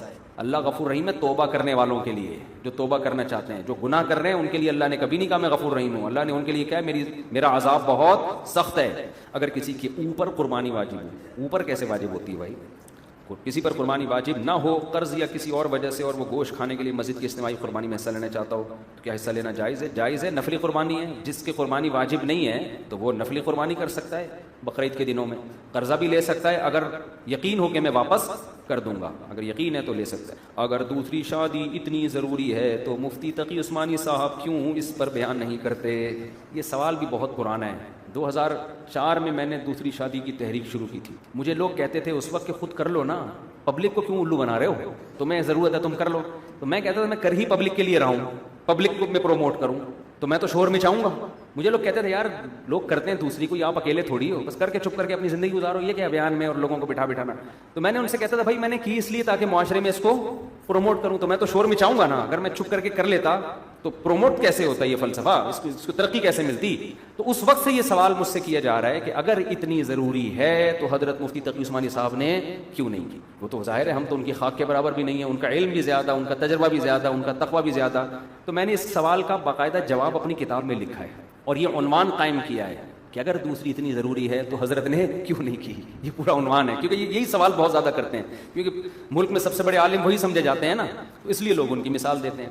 اس کا جواب میں نے ایک واقعہ نقل کیا ہے۔ اس کے جواب میں نے ایک بعض جوابات ایسے ہوتے ہیں واقعہ بتانے سے زیادہ سمجھ میں آ جاتے ہیں۔ بغداد میں ایک خاتون کسی مفتی کے پاس آئی۔ پہلے مفتیوں کو تنخواہیں سرکاری خزانے سے ملا کرتی تھیں، اب مفتیوں کو مسئلہ بتانے پہ ثواب کے علاوہ کچھ بھی نہیں ملتا، ٹھیک ہے۔ تو پہلے سرکاری خزانے سے، جیسے سعودی عرب میں مفتیوں کو گورنمنٹ لیول پہ تنخواہیں ملتی ہیں، تو اس لیے مفتیوں کی قدر کریں، آج کل ان کو ثواب کے علاوہ کچھ بھی نہیں ملتا، وہ اپنا ٹائم بھی دیتے ہیں، آپ کے مسائل بھی حل کرتے ہیں۔ تو خیر یہ بھی بڑی بات ہے، لوگ آتے ہیں نا ہم سے یہاں دفتر میں مسئلے پوچھ رہے ہوتے ہیں۔ تو بغداد میں کسی مفتی کے پاس خاتون گئی اور کہنے لگی، ایک مسئلہ پوچھا اس نے کہ حضرت اس مسئلے کا جواب دیں۔ ان مفتی صاحب کو اس وقت جواب نہیں آیا، انہوں نے کہا مجھے اس کا جواب معلوم نہیں ہے۔ نیک مفتی تھے اس لیے انہوں نے کہہ دیا۔ عورت کو غصہ آیا کہ جب تمہیں جواب معلوم نہیں ہے تنخواہ کس بات کی لیتے ہو؟ گورنمنٹ کے بیت المال سے تنخواہ کس بات کی لیتے ہو؟ تو مفتی صاحب نے کہا مجھے جو اللہ نے معلومات دی ہیں، علم دیا ہے، میں اس کی تنخواہ لیتا ہوں۔ جو معلومات مجھے نہیں دی نا اللہ نے، اس کی اگر لینا شروع کر دوں تو پورے ملک کا خزانہ میری تنخواہ میں ختم ہو جائے گا، کیونکہ ہر آدمی کے پاس جتنا علم ہے وہ محدود ہے، اور جو باتیں اسے معلوم نہیں ہیں وہ لامحدود ہیں۔ سمجھ میں آ رہی ہے بات؟ انہوں نے کہا بھائی جتنی نالج مجھے ہے میں اس کی تنخواہ لیتا ہوں، جو باتیں مجھے معلوم نہیں ہے اس کی لوں تو وہ تو بہت زیادہ ہیں، اس کی اگر لینا شروع کر دوں تو گورنمنٹ کا خزانہ، کیونکہ ہمیں یہ بھی نہیں پتا، یہ بھی نہیں پتا، یہ بھی نہیں پتا، بہت ساری چیزیں ہیں جو نہیں پتا ہمیں۔ تو یاد رکھو ہمیں جو اپنے اکابر سے، علماء سے محبت ہے، ان کاموں کی وجہ سے، پازیٹو کاموں کی وجہ سے جو وہ کر رہے ہیں، سارے پازیٹو کام ہر آدمی نہیں کرتا، یہ ممکن نہیں ہے، یہ پاسبل ہی نہیں ہے۔ حضرت مفتی تقی عثمانی صاحب کی جو لائف گزر رہی ہے، درس و تدریس میں، افتاء میں، اسفار میں، اسلامک بینکنگ کا آلٹرنیٹ انہوں نے پوری دنیا کو دے دیا، بہترین نظام بنا کے پوری دنیا میں ان کو انوائٹ کیا جاتا ہے۔ جو اسلامی معیشت اور تجارت، اس میں وہ بہت ایکسپرٹ ہیں، عرب میں ان کو ائمہ حرمین نے ان کے بیانات سنے ہیں، ان کو عزت دی ہے۔ تو جو انہوں نے پازیٹو کام کیے ہیں نا، ان کاموں پہ ان کی عزت کی جاتی ہے، جو کام نہیں کیے ان کی تعداد بہت زیادہ ہے۔ یہ ایسے ہی ہے جیسے آپ یہ کہیں کہ حضرت مفتی تقی عثمانی صاحب نے اسلامک بینکنگ سے دنیا کو متعارف کروایا، یہ کام اتنا ضروری ہے اور اس پر ہم ان کی اتنی عزت کر رہے ہیں، تو یہ ان کے والد مفتی محمد شفیع عثمانی نے کیوں نہیں کیا؟ تو ان سے کہا جائے گا انہوں نے کوئی دوسرے کام کیے ہیں جو حضرت نے نہیں کیے، ان کے بڑوں نے کوئی دوسرے کام کیے ہیں۔ تو اسی طرح میرے بھائی جب کوئی یہ کہتا ہے کہ مفتی طارق مسعود صاحب نے بہت اچھا کام کیا کہ 4 شادیاں کی ترغیب دینا شروع کر دی لوگوں کو، تو پھر کوئی اعتراض کرے اتنا اچھا ہے تو ان کے ماموں نے کیوں نہیں کیا؟ تو بھائی ان کے ماموں نے کوئی دوسرے کام ایسے کر لیے ہیں جو انہوں نے نہیں کی۔ ہمیں تو اسلامک بینکنگ ہم نے پڑھی ہے، ریسرچ کی ہے، لیکن اس میں بنیاد کس نے رکھی ہے؟ تو حضرت مفتی تقی، اگرچہ ان سے پہلے اکابر نے رکھی تھی، لیکن اس کو پوری دنیا میں پھیلانا اور اس پہ بہت زیادہ کام کرنا پریکٹیکلی وہ تو حضرت مفتی تقی عثمانی صاحب کا ہے۔ تو جب آپ اپنا یہ اصول بناؤ گے کہ کسی کے پازیٹیو کاموں کو دیکھ کے اسے عقیدت کی جاتی ہے تو آپ کو سب سے عقیدت ہوگی. اور جب آپ یہ اصول بناؤ گے کہ یہ اس نے کیا اس نے نہیں کیا, یہ تو اچھا ہے وہ والا اچھا نہیں ہے, تو آپ سب سے بدگمان ہو جاؤ گے. دنیا میں کبھی آپ پازیٹیو سوچ ہی نہیں سکتے. باقی حضرت مفتی تقی عثمانی صاحب نے جو جتنے اہم ترین کام دنیا میں کر لیے ہیں, وہ میرا خیال ہے ان میں بہت سے کام 4 شادیوں سے زیادہ اہم ہیں. بہت سے کام ایسے ہیں, اور وہ کام نہ کرتے تو بعد والوں کو 4 شادیوں پہ بھی تحقیق کا موقع نہیں ملتا, وہ انہی میں الجھے رہتے ہیں. آدمی پڑھتا نہیں ہے, وہ کیا کر رہا ہے, وہ دفاع کر رہا ہے بارڈر پہ. آپ کا ایک فوجی ہے جس کی بارڈر پہ تشکیل ہو گئی, وہ یار ملک حملہ کر رہا ہے, آپ نے اس کو روک کے رکھنا ہے. اس لیے اس کو نہ انگلش سیکھنے کا موقع ملا, نہ اس کو اردو سیکھنے کا موقع ملا, نہ اس کو 4 شادیوں پہ کتاب لکھنے کا موقع ملا, نہ اس کو بینکنگ کے کام کرنے کا موقع ملا. اب لوگ کہہ رہے ہیں یار وہ ایوارڈ اس فوجی کو ہم نے دیا ہے اور اتنے ملک کے لیے خدمت کی ہے. کیا خدمت کی ہے, میٹرک تو پاس کیا نہیں ہے اس نے, ہے بھائی کیا خدمت کی, انگلش کے تو 2 بول آتے نہیں ہیں. کہیں گے بھائی اسی وجہ سے نہیں آتے کہ اس سے بڑی خدمت میں لگا ہوا تھا میں. صحیح ہے نا, میں ملک کو بچانے کی فکر میں لگا ہوا تھا, لہذا میرا کاروبار بھی برباد, میری نالج بھی برباد, اور 4 شادیوں تو دور کی بات, میں اتنا مصروف تھا ایک بھی نہیں کر سکا. تو وہ بارڈر کو انہوں نے محفوظ رکھا ہوا ہے, اس لیے ہم یہاں 4 شادیاں کر بھی رہے ہیں, ترغیب بھی دے رہے ہیں. اسلامک بینکنگ, اسلامی معیشت کا مسئلہ انہوں نے حل کر دیا, اس لیے ہمارے پاس 4 شادیوں کے لیے سوچنے کا ٹائم مل گیا. اگر وہ ان بڑے بڑے مسائل پہ توجہ نہ کرتے تو بہت بڑے بڑے مسائل کھڑے ہو جاتے. اب یہ مجھ سے دوبارہ کسی نے یہ سوال کیا تو اچھا نہیں ہوگا جی. اس سے بھی بڑھ کر مجھ سے لوگ پوچھتے ہیں کہ آپ جن سے بیعت ہیں اپنے شیخ سے, جن سے ساری زندگی ہم نے سیکھا ہے, انہوں نے تو نہیں کی, آپ نے کر لی, تو آپ کا علم زیادہ ہے یا ان کا علم زیادہ ہے؟ تو اس کا بھی جواب یہ ہے کہ یار وہ اتنے مصروف ہیں, اتنی مختلف کاموں میں ان کی توجہ نہیں گئی اس طرف, وہ اتنے مصروف ہیں, وہ بڑے بڑے کاموں میں اتنے مصروف ہیں. ان کی مصروفیت کی وجہ سے تو ہمیں اس پہ سوچنے کا موقع ملا, انہوں نے ہمیں فارغ کر دیا اس کام کے لیے. سارے کام انہوں نے خود کر لیے, ہمارے پاس اب کیا تھا. اور یہ بھی کوئی برائی نہیں ہے, یہ اہم ترین کام ہم اگر نہ کر رہے ہوتے ہیں نا تو بیڑا غرق ہونا تھا معاشرے کا. اور ابھی بھی خطرہ ہے, ہوگا بیڑا غرق, کیونکہ جس طرح سے لوگوں کو اس طرف آنا چاہیے آ نہیں رہے ہیں لوگ, اس کو لوگ سیریس لے نہیں رہے ہیں. اچھا بھائی یہ ہو گیا, آپ سے درخواست ہے کہ ہم دوست زاہد اور سلیم کافی عرصے سے بے روزگار ہیں. دونوں مل کے کیوں بے روزگار ہیں بھائی, اور کافی عرصے سے بہت پریشان ہیں, آپ سے دعائیں, دل سے دعائیں جی آپ دونوں کو کوئی اچھا روزگار مل جائے. جب تک نہیں ملتا آپ سونے کا کام کریں. ہمارے 2 دوست تھے, ہر کام نہیں ہوا نا تو میں گیا, انہوں نے کہا الحمدللہ بڑا اچھا بزنس ہو رہا ہے اور سونے کا کام ہم نے شروع کیا. انشاءاللہ گولڈ کے کام میں تو بڑا پیسہ ہے. تو کہہ رہے ہیں 12 گھنٹے میں ہوتا ہوں دکان پہ, 12 گھنٹے یہ ہوتا ہے, تو اب الحمدللہ ہم نے شاپ لے لی ہے اور سونے کا کام. تو میں نے کہا شاپ دکھاؤ مجھے, اس میں کتنا گولڈ ہے؟ کہہ رہے گولڈ نہیں ہے. میں نے کہا سونے کا کام, کہہ رہے 12 گھنٹے یہ سوتا ہے اور 12 گھنٹے میں سوتا ہوں. ٹھیک ہے, تو یہ ہمارا بزنس ہے. جاب تلاش کر کے تھک گئے ہیں, اب ہم کیا کرتے ہیں, خالی دکان میں 12 گھنٹے تو سوئے گا, 12 گھنٹے میں سو. تو اس لیے آپ بھی یہ کام کر لیں. میں حج پہ جا رہا ہوں, مجھے کمر درد اور ہرنیا ہے, ڈاکٹر نے مجھے کمر بیلٹ اور آپ یہ اچھا اب احرام میں یہ ممنوع ہے تو میں کیا کر سکتا ہوں؟ دیکھو احرام کی پابندیوں میں اگر کسی عذر سے بھی وہ پابندی پر عمل نہ ہونا تو بھی دم واجب ہوتا ہے. تو اس کا طریقہ یہی ہے کہ جو احرام کی پابندیاں آپ سے نہ ہو سکیں بیماری کی وجہ سے, اس کے بدلے میں دم دے دیں وہاں پہ. فطرہ دوبارہ دینا ہے, پہلے کشمش سے دیا تھا اب کسی اور چیز سے دے دوں, دے سکتے ہیں, ویسے تو ادا ہو گیا. میرا نام محمد جاوید ہے, میں اپنا پورا نام تو نہ بتایا کرو. کہہ رہے میں ایک لڑکی کو پسند کرتا تھا جو میری ہی برادری کی تھی, تو وہ بھی مجھے پسند کرتی تھی. گھر والوں کو نکاح کے لیے کہا لیکن وہ نہیں مان رہے, تو ہم نے بھاگ کر نکاح کر لیا. پھر میں تیسرے دن پکڑا گیا. واپس جانے پر مجھ سے اور میری زوجہ سے زبردستی طلاق دلوانے کی کوشش کی, لیکن ہم دونوں یہ نہیں چاہتے. آپ اس بارے میں میرے گھر والوں کی رہنمائی کریں. بہت غلط کام کیا, بھاگ کے شادی, لیکن اب جب ہو گئی ہے تو پھر ان میں طلاق دلوانا اس سے بھی زیادہ غلط کام ہو جائے گا. لڑکی کی زندگی بھی تباہ ہوگی, کہیں اور شادی ہوگی تو طلاق کا دھبا لگ چکا ہے, لڑکے کی بھی کہیں اور شادی مشکل ہو جائے گی. تو غلط کیا, بھاگنا نہیں چاہیے, لیکن بعض غلطیاں ریورس نہیں ہوتی. یہ جملہ مجھے پتہ ہے کسی نے کہا تھا جب میں نے دوسری کی تھی, اس وقت سے مجھے یہ جملہ, میں نے جب دوسری کی تو سسرال میں بڑا جھگڑا ہوا, مجھ پہ دباؤ ڈالا گیا کہ دوسری کو چھوڑو. تو ہمارے ماموں ہوتے ہیں امریکہ میں, اللہ ان کی عمر میں برکت دے, وہ بڑی خاندانی باتیں کرتے ہیں. تو جرگہ بیٹھا نا خاندان کا, اچھا وہ بھی خلاف تھے میری دوسری شادی پہ, مجھے بہت منع کر رہے تھے نہیں کرنا, یہ کوئی کام ہے کرنے کا, میں نے پھر بھی کر لی. تو اب مجھ پہ دباؤ خاندان کے بعض افراد کی طرف سے آیا کہ دوسری کو طلاق دو. تو وہ جب بیٹھے نا جرگے میں, جرگہ ہے پتہ نہیں یہ لفظ بعض لوگ جرگہ کہتے ہیں بعض جرگہ کہتے ہیں, خیر جب وہ بیٹھے تو انہوں نے کہا بھائی میں بھی اس کا قائل نہیں, انہوں نے دوسری کر کے غلط کیا, لیکن بعض غلطیاں ریورس نہیں ہوتی, یہ ان کی ورڈنگ ہے, بعض غلطیاں ریورس بڑے پڑھے لکھے بھی ہیں, بعض غلطیاں ریورس نہیں ہوتی. اب جب ہو گئی ہے تو اب ہم دوسری کی طلاق دلوائیں تو وہ بھی تو کسی کی بیٹی ہے نا. تو ان کا جو یہ لفظ ہے نا مجھے بڑا یاد رہ گئی, 15 سال پرانی بات ہے. انہوں نے کہا بعض غلطیاں ریورس نہیں ہوتی, یعنی غلطی تو کی ہے اس نے, پھر اب اس کو ریورس کرنے کا نہیں کہیں گے کیونکہ وہ بھی کسی کی بیٹی ہے. تو اس لیے میں کہہ رہا ہوں بھاگ کے شادی کرنا اچھا کام نہیں ہے, لیکن جب ہو گئی ہے, دنیا کو بھی پتہ چل گیا ہے, تو اب یہ غلطی کو ریورس کریں گے, یہ اس سے بڑی غلطی ہوگی. ماں باپ کو چاہیے بس اب کمپرومائز کریں. اور اگر دنیا میں خبر نہیں پھیلی ہے تو ماں باپ کی عزت جاری ہوتی ہے, لوگ کہیں گے بیٹی گھر سے بھاگی ہے. پہلی بات تو ٹائم پہ شادیاں کر دو تو یہ نہ ہو نا, ٹائم پہ بھاگنے سے پہلے کی عمر سے شادی کر دو, بھاگنے کی نوبت نہیں آئے گی. آپ دیکھ رہے ایک بندہ ہوٹل پہ کھڑا ہوا ہے روٹی چوری کرنے کے چکر میں, تمیز سے بلاؤ, بولے یہ لے یار کھا لے وہاں بیٹھ کے آرام سے, تو وہ چوری نہیں کرے گا؟ کیا خیال ہے؟ تو اور اگر بھاگ گئی ہے آپ کی بے عزتی ہوگی, لوگ کہیں گے آپ بیٹی نے بھاگ کے, یہ داماد بھی آئے گا تو آنکھیں نہیں ملا سکو گے. تو اس کا طریقہ یہ ہے کہ دنیا کو نہ بتاؤ, اب دنیا کو پھر یہ بتاؤ کہ ہم ارینج میرج کر رہے ہیں, کوئی کہیں بھاگا واگا نہیں ہے, بیٹی گھر میں ہے. اس کو بولو تمیز سے دوبارہ آ. جب مجھے یہ بتاؤ رخصتی کیمرہ بند ہونے کی وجہ سے دوبارہ ہو سکتی ہے, 50-50 میں کیمرہ بند ہو گیا تھا, وہ عورت ماں بیٹی کی ماں رو رو کے رخصت کر رہی تھی نا, کیمرہ مین نے بتایا کہ ریکارڈنگ میں نہیں آیا, یہ غلطی سے بٹن دبانا بھول گیا. اس نے کہا کم بخت اتنی مشکل سے روئی تھی میں, تو انہوں نے کہا ریورس, دوبارہ ماں پیچھے گئی ہے, دوبارہ سے رونا, اور پھر کیمرے کا بٹن آن کیا گیا.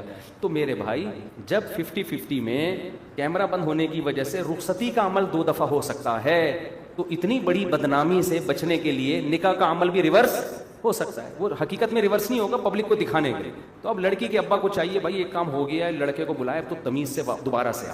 پہلی دفعہ تو میں نے کتے چھوڑ دیے تھے, تیرے پیچھے بھگا دیا تھا تجھے, اب تو آئے گا عزت سے گھر میں بٹھاؤں گا, میری بھی عزت کا سوال ہے, اور کیا تو نکاح ہی ہے نا, کی تو شادی ہے نا, کوئی گرل فرینڈ تو نہیں بنایا.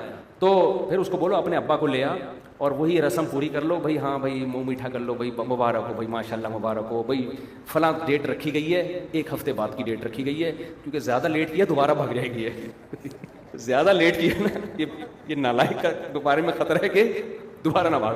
1 ہفتہ بہت ہے, تو 1 ہفتے بعد کی بھائی دھوم دھام سے شادی ہوگی, پھر وہ رخصتی اسی طریقے سے پراپر. تو آپ کی بھی عزت رہ گئی, ان کی بھی, کیونکہ جو غلطی ہو گئی وہ ریورس نہیں ہوتی. غلط کیا لیکن اب کیا کریں, اگر کوئی بروکر رپورٹ پلاٹ کا ٹوکن دے کر پلاٹ اپنے اوپر لے لیتا ہے, انہوں نے بہت ٹائم ہو گیا یار, اگر اس کے پاس ہو کہ بھائی ٹوکن واپس دینا پڑے گا, خوب سمجھ لو. ایڈوانس یا بیانہ جو آپ لے لیتے ہیں اور سودا کینسل ہو جاتا ہے تو وہ بیانہ ضبط کرنے کی اجازت نہیں ہے. کسی کا مال آپ اس کی کسی چیز کے بدلے میں لیں گے نا, تو بدلے میں کوئی چیز ہونی چاہیے, تو واپس کرنا پڑے گا وہ ٹوکن. میرا سوال یہ کہ میرے گھر والے مجھے عالم بننے کا, میں نے جامعہ مدرسہ میں, لیکن مجھے میں چاہتا ہوں کہ بھائی گھر والے آپ کو عالم بننے کا کہہ رہے ہیں اور آپ کا ذہن نہیں لگتا, آپ نہیں چاہتے تو منع کر دیں. زبردستی کوئی کچھ بھی نہیں بنتا, تو آپ بول دیں بھائی میرا مائنڈ نہیں ہے, مجھ سے نہیں پڑھا جا رہا, تو جو بننا ہے وہ بن جائیں. یہ چیزیں شوق سے ہوتی ہیں. بعض دفعہ یہ بھی ہوتا ہے کہ کچھ دن والدین زبردستی کرتے ہیں اور پھر دل لگ جاتا ہے اس میں, یہ بھی ہوتا ہے. بعض شروع میں مائنڈ نہیں ہوتا لیکن آہستہ آہستہ ذہن بن جاتا ہے. تو تھوڑے دن لگا کے دیکھ لیں مدرسے میں, ہو سکتا ہے ذہن بن جائے آپ کا. اگر کسی کی کوئی صرف جسمانی خواہش کے لیے نکاح کرے پھر طلاق دے دے, کیا یہ جائز ہے؟ اگر کسی نے جسمانی خواہش کے لیے نکاح کیا ہے اور دل میں یہ ہے کہ میں بیوی کو طلاق دے دوں گا, تو یہ دھوکہ ہے. عورت یہی سمجھ رہی ہوتی ہے یہ مجھے رکھنے کے لیے. حدیث میں آتا ہے دوسروں کے لیے وہی پسند کرو جو اپنے لیے. کیا اپنی بیٹی کے لیے کوئی یہ چاہے گا کہ کوئی صرف جسمانی خواہش کے لیے نکاح کرے اور تھوڑے دن میں طلاق دے دے؟ تو یہ بدترین دھوکہ ہے. طلاقیں دینے والے اللہ کو پسند نہیں ہیں, گھر بسانے والے اللہ کو پسند ہے. میں ڈرائیور ہوں, پبلک ٹرانسپورٹ چلاتا ہوں, مگر میری نمازیں وقت پر ادا نہیں ہوتی کیونکہ گاڑی میں مسافر ہوتے ہیں, تو کیا نماز رات میں ایک ساتھ پڑھ سکتا ہوں؟ کبیرہ گناہ ہے, شرک کے بعد سب سے بڑا گناہ نماز کا قضا کرنا ہے. تو ڈرائیور کو مسافر کی وجہ سے موقع نہیں ملتا تو یہ شریعت میں یہ عذر نہیں ہے, اس کو چاہیے گاڑی روکے نماز پڑھے. اور اگر اس سے آپ کا سیٹ ناراض ہوتا ہے, مسافر پتھراؤ کر دیتے ہیں, کچھ بھی کر دیتے ہیں, پھر یہ کام چھوڑ دیں آپ, پھر یہ کام آپ کے لیے جائز نہیں ہے. ٹرانسپورٹ میں لوگ نماز نہیں پڑھتے. مجھے ہمارے شاگرد نے بتایا, وہ ٹرانسپورٹ کا کام ٹرانسپورٹ میں تھا, کنڈکٹر تھا. پٹھان تو آپ کو پتہ ہے کتنے نمازی ہوتے ہیں, وہ پٹھان تھا میرا شاگرد. کہہ رہے میں نے 5 سال میں صرف 1 دن عصر کی نماز پڑھی ہے, وہ بھی بیٹھ کے, حالانکہ بلا عذر بیٹھ کے بھی نماز وہ گاڑی کے چھت پہ بیٹھ کے پڑھی ہے. تو میں نے کہا یہ کس قدر افسوس کی بات ہے. تو ایسا کام کرنا جس میں آپ کو نماز قضا کرنی پڑے, وہ کام آپ کے لیے شریعت میں جائز نہیں ہے. کوئی اور کام کرو, لیکن ہمت کرو. سارے ڈرائیور اگر ہمت شروع کر دیں تو انشاءاللہ پھر یہ رواج بن جائے گا. بہت زیادہ ہو گئے, کن کا بس ان کا سوال دے دیں پھر چھٹی, باقی پھر بعد میں اتوار کو دے دیں. جی حضرت جلدی سے بس یہ سوال, 1 سیکنڈ. سوال یہ ہے کہ یہ جو ٹچ موبائل ہے، ہمارے مذہب میں تصویر اور میوزک حرام ہے، لیکن آج کے دور میں کوئی دیندار آدمی سے بچ نہیں سکتا۔ یہ جو کرنسی نوٹ پر غیر کے ساتھ ہو کہ ہمارے، یہ پتہ نہیں رائٹنگ کیا لکھا ہوا ہے، یہ جو کرنسی نوٹ پر غیر مذہب کے ساتھ ہو کر ہمارے پاس آتا ہے، ناپاک ہوتا ہے یا نہیں ہوتا؟ یہ کرنسی نوٹ غیر مسلم استعمال کرتے ہیں پھر ہمارے پاس آتا ہے، تو آپ کہہ رہے ہیں یہ پاک ہے یا ناپاک ہے؟ یہ کہہ رہے ہیں جی جی ہاں جی اچھا میں سمجھ گیا۔ دیکھو پہلا جو ان کا سوال ہے نا کہ ٹچ موبائل میں میوزک اور تصویریں، تصویر ڈیجیٹل تصویر تو اختلافی مسئلہ ہے، ہماری رائے یہ کہ یہ تصویر میں داخل نہیں ہے۔ ٹچ موبائل میں میوزک کا مسئلہ ہوتا ہے۔ دیکھیں ایک آدمی اگر میوزک سننے کے لیے کوئی چیز سن رہا ہے نا، وہ تو غلط ہے۔ آپ خبریں سن رہے ہیں، بیک گراؤنڈ میں میوزک ہے، آپ کوئی نظم سن رہے ہیں، بیک گراؤنڈ میں بعض دفعہ کوئی ایڈ چل رہا ہوتا ہے، تو وہاں میوزک مقصود نہیں ہوتا، کیونکہ اگر ان بیسس پر آپ ٹچ موبائل کے استعمال پہ پابندی لگا دیں گے، اول تو پبلک پابندی کو قبول نہیں، قانون ہمیشہ ایسا ہوتا ہے جو ایکسیپٹیبل بھی ہو۔ ایک زمانے میں ایک صاحب کہتے تھے بی بی سی کی خبریں، ایک سیکنڈ حضرت مجھے بولیں، بی بی سی کی خبریں سننا جائز نہیں کیونکہ میوزک چلتا ہے، تو میوزک سننے کے لیے تھوڑی بیٹھا ہوتا ہے وہاں پہ، وہ خبریں سننے کے لیے بیٹھا ہے، تو اس کو اس پہ نہیں، اس پہ قیاس نہیں کر سکتے کہ کسی گلوکار کا گانا سن رہا ہے، وہ اس کا اصل ہدف وہ نیوز ہیں۔ تو اسی دوران اسی طرح آپ کوئی چیز دیکھ رہے ہیں، درمیان میں کوئی عورت کی تصویر آ جاتی ہے تو وہ بھی آپ کا مقصد نہیں ہوتی۔ آپ شیمپو خریدتے ہیں نا، اس میں بھی لڑکیوں کی تصویر ہے، باپ کہ چونکہ اس دن میں نے شیمپو خریدا تھا، ایک خوبصورت سے بالوں والی حسینہ کی تصویر تھی، بد نظری ہو گئی تھی، لہذا میں ایسا شیمپو خریدوں گا جس پہ تصویر نہیں ہوگی، تو نتیجہ یہ نکلے گا کہ آپ شیمپو نہیں خریدیں گے۔ چلو صابن پہ آ جاؤ، صابن پہ بھی تصویریں ہوتی ہیں۔ تو جب عموم بلوہ ہوتا ہے نا، کسی چیز میں ابتلا بہت زیادہ ہو جاتا ہے تو شریعت اس میں نرمی کرتی ہے، تو اس میں علماء نے یہی کہا ہے کہ مقصد آپ کا صابن ہے، شیمپو ہے، اس خاتون کو دیکھنا نہیں ہے، مقصد آپ کا خبریں اس خاتون کو دیکھنا نہیں ہے۔ اب آپ کوئی اہم نیوز ہے، وہ ٹی وی پہ خاتون ہی پڑھ رہی ہے، آپ خبریں سن رہے ہو نا، تو اب وسیم کو تھوڑی بٹھاؤ گے جا کے یہ والی خبریں، اگر وہ بندہ پڑھے گا تو میں سنوں گا جینٹس، تو آپ تو بہت پیچھے رہ جاؤ گے پھر، خاص طور پہ جن کا کام ہے تحقیق، جن کا کام ہے ریسرچ۔ تو اس میں یہی ہے کہ بھائی آپ اپنی نظر کی حفاظت کریں، بری نظر سے اس کو نہ دیکھیں، آپ اپنے ہدف کو سامنے رکھیں۔ اب یونیورسٹیوں میں لڑکیاں بھی پڑھا رہی ہیں، فیمیل ٹیچرز بھی ہوتی ہیں، ہم لڑکوں کو یہ تھوڑی کہتے ہیں یونیورسٹی چھوڑ دو، اس سے تو آپ جنگل میں جا کے رہو، پھر کچھ بھی نہیں کر سکو گے۔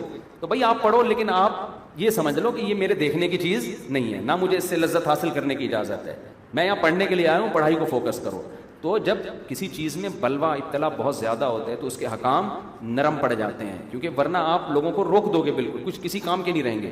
دوسرا جو نوٹوں کا مسئلہ ہے، یہ حضرت نے پوچھا ہے کہ ہمارے گھر میں ایک بھنگی آیا ہوا تھا، میں نے اس کو 100 کا نوٹ دیا، وہ نوٹ گٹر میں گرا، وہ اس نے اٹھا کے جیب میں رکھ لیا، تو بہت سارے نوٹ تو غیر مسلموں کے پاس سے گھوم کے ہمارے پاس آتے ہیں اور وہ پاکی ناپاکی کا خیال نہیں کرتے، پھر وہ نوٹ ہماری جیب میں جاتے ہیں، ہم اسی میں نماز پڑھ رہے ہوتے ہیں۔ تو یہاں بھی یہی مسئلہ ہے کہ جب تک کسی چیز کو اپنی آنکھوں سے نہ دیکھ لیا ہو، طہارت کے بارے میں شریعت کہتی ہے ہر چیز کو پاک سمجھا جائے گا جب تک ناپاک ہونے کی یقینی دلیل نہ ہو، ورنہ لوگوں حرج اور تنگی میں۔ حضرت عمر کے دور میں ایک جگہ تالاب تھا، لوگ سفر میں تھے، تو تالاب سے لوگ وضو کرنے لگے، تو کسی نے پوچھا، تحقیق کی کہ یہاں کسی کتے نے منہ تو نہیں لگایا، پانی تو نہیں پیا؟ حضرت عمر نے غصہ کیا، فرمایا ابہموا ما ابہم اللہ، جس چیز پہ اللہ نے پردہ ڈالا ہوا ہے اس پہ پردہ ڈالو۔ اب یعنی اگر کوئی آ کے بتا دے ہاں جی کتے نے منہ ڈالا ہے، اب ہم کہاں سے وضو کریں گے؟ 1 میل چلنا پڑے گا دوسرے پانی کے لیے۔ تو جب تک ہمیں معلوم نہیں ہے، شریعت نے ہمیں طہارت کے بارے میں کہا ہے کہ اس پانی کو پاک سمجھا جائے گا، ورنہ پاک رہنا ناممکن۔ پھر صرف نوٹ کی بات نہیں ہے، پھر تو آپ نے خربوزہ خریدا، اب آپ کہو گے یار یہ جو خربوزہ میں نے خریدا ہے یہ تو گٹر کے پانی سے بھی ہو سکتا ہے، اس کو سینچا گیا ہو، تو یہ اوپر سے کیا ہو گیا؟ ناپاک۔ پھر میں نے گیلے ہاتھوں سے پکڑا تھا تو میرے ہاتھ کیا ہو گئے؟ ناپاک۔ پھر میں نے گیلے ہاتھوں سے دروازہ دھکا دے کے کھولا تھا، یہ بہمیوں کے فون آتے ہیں میرے پاس، وہ دھکا دیا تھا تو وہ دروازہ کیا ہو گیا؟ ناپاک۔ پھر میری بیوی نے دوبارہ وہ دروازہ پکڑا تھا تو بیوی کا ہاتھ بھی کیا ہو گیا؟ ناپاک۔ تو بیوی نے مجھے تھپڑ مارا تھا تو میرا منہ بھی کیا ہو گیا؟ ناپاک۔ اس کو تھپڑ کی اتنی فکر نہیں ہوتی، اس کو اس کی فکر ہوتی ہے یہ منہ کیا ہو گیا ہے؟ ناپاک۔ تو سارا دن وہ ٹینک میں بیٹھا رہے گا، نہاتا ہی رہے گا بس، پھر بھی وہم دور نہیں ہوگا، ہو سکتا ہے یہ ٹینک کا پانی کیا ہو۔ حضرت ناراض بھی ہوئی ہے کہ میرا تھوڑا سا، تو اس لیے شریعت نے ان چیزوں میں ہمیں گہرائی میں جانے کی اجازت نہیں دی۔ نوٹ آیا ہے، جب تک کوئی گوبر نظر نہیں آ رہا اس کو کیا سمجھا جائے گا؟ پاک سمجھا جائے۔ یہاں تک شریعت نے آسانی دی ہے کہ آپ کا شلوار کے 2 پائنچے ہیں نا، ایک ناپاک ہو گیا، کوئی پیشاب لگ گیا، کیا لگ گیا، آپ بھول گئے ان میں کون سا پاک تھا، تو شریعت آپ کو یہ حکم نہیں دیتی کہ دونوں پائنچے دھوئیں، شریعت کہتی ہے اندازے سے ایک دھو لے بس، پاک سمجھا جائے گا۔ تو پاکی ناپاکی کے مسائل میں نا، کیونکہ اسلام کا مقصد پاکی ناپاکی کے مسائل ڈال کے آپ کو اسی میں الجھانا نہیں ہے، دنیا میں پھر آپ کچھ بھی نہیں کر سکیں گے. اسلام نے اس لیے بیان کیا صاف ستھرے رہو، بس بہت زیادہ چھوٹ دے دی جائے گی تو میلے بھنگی بن جائیں گے سارے، ٹھیک ہے نا. تو اس لیے بیلنس اس میں رکھا ہے، اعتدال. جب اپنی آنکھوں سے دیکھ لو تو ٹھیک ہے، نہیں دیکھا تو کیا ہے پاک. اب اسی پر یہی ہے کہ لوگ کہتے ہیں فلاں کو کسی نے مسجد میں چندہ دیا تو ہو سکتا ہے وہ حرام کماتا ہو. بھائی ہمیں نہیں پتا حرام، جب تک ہمیں نہیں پتا ہم کیا سمجھیں گے حلال کماتا ہے، ٹھیک ہے نا. ایسے تو پھر چھولے والے کی ریڑھی سے چھولے لے کے کھا رہے ہو سکتا ہے اس نے بینک نے اس کو سود دیا، اس سے ریڑھی لگائی ہو اس نے. اور پھر جناب آپ کہیں بریانی کھانے کے لیے بیٹھو گے، پتہ نہیں کتے کا گوشت تو نہیں ڈالا ہوگا اس میں. تو اسلامی ملک ہے بھائی، کیوں کتے کا گوشت ڈالے گا؟ مرغی شکل سے کیا لگ رہی ہے؟ مرغی. تو بس جب تک شکل سے مرغی لگ رہی ہے، شکل سے کتا نہیں لگ رہی، ہم اس کو کیا سمجھیں گے؟ مرغی سمجھیں گے. تو یہ ہے مسئلہ. بہت ٹائم ہو گیا، پھر دوبارہ کوئی سوال ہو اگلے جمعے کر لیں. آخری جی جی. تو آپ ابا کو بول دیں نا، این ڈی یونیورسٹی میں پڑھتے ہیں، کہہ رہے ہیں میری شادی نہیں کر رہے گھر والے، تو بول دیں ابا کو کہ ابا آپ کی شادی نہیں ہوتی تو میں آپ میرے ابا بنتے، تو اب مجھے بھی کسی کا ابا بننے دیں. بھائی آج کل شرافت سے کسی کی بھی شادی نہیں ہوتی، یہ ذہن میں رکھیں. جی بس یہ بھائی کا بھی ایک سوال ہے. جی جی جی جی جی جلدی سے لائیں. اوہو، قربانی کا جانور 3 کروڑ مالیت کسی نے لگا دی ہے، تو یہ صحیح ہے یا نہیں ہے؟ یہ اس لیے صحیح ہے کہ بہت سے بیوقوف ایسے ہیں جو خریدیں گے، ٹھیک ہے. تو کوئی بات نہیں، 10-12 کلو کا ہو، وہ ایک چھٹانک کا ہو، وہی بات ہے نا. اگلا کیا ہے، یہ میں اپنی پگڑی کی قیمت لگاؤں، 3 ارب روپے کی ہے، تو لگانے پر گورنمنٹ میں کوئی پابندی نہیں. آپ کیوں ہیں جو خرید رہے ہو 3 ارب کی؟